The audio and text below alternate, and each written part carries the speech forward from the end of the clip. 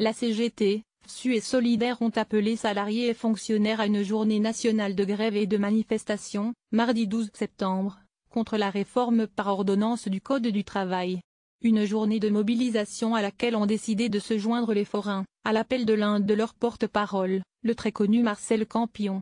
Direct.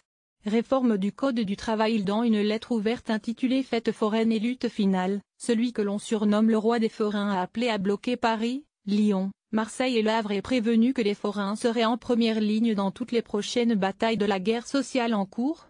On ne veut pas être pris dans cette ubérisation. Pas un mot en soi sur le Code du travail, mais la mise en cause en filigrane d'une ordonnance du 19 avril dernier, entrée en vigueur le 1er juillet.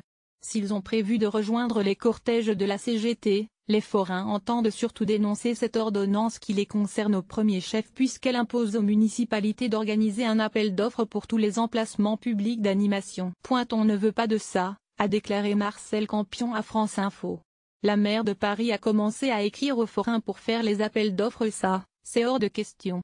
Le monde forain ne l'acceptera pas parce que c'est la mort de nos métiers. Certains se sont levés très tôt mardi pour faire barrage.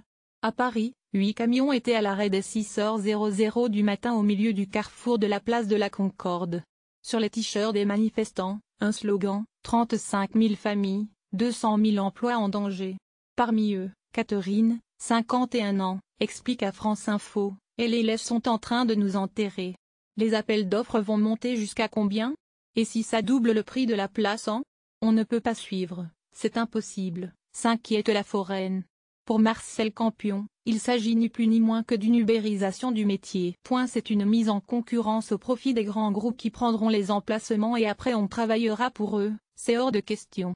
Ça n'a jamais existé pour la profession foraine. Tempête-t-il. Les forains demandent une dérogation. L'ordonnance du 19 avril 2017 fait évoluer les règles qui concernent l'occupation privative de ce qui dépend du domaine public, dans la lignée d'une jurisprudence européenne, et en revenant sur ce qu'avait tranché un arrêt du Conseil d'État.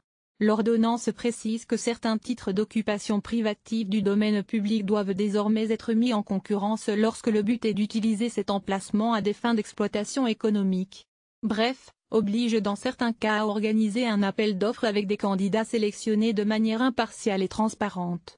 La fin, dénoncent certains forains, d'une tradition où ils revenaient au même endroit chaque année, de père en fils. Les forains mobilisés, Marcel Campion en tête, demandent à bénéficier d'une dérogation à cette ordonnance. Ils souhaitent être reçus à Matignon.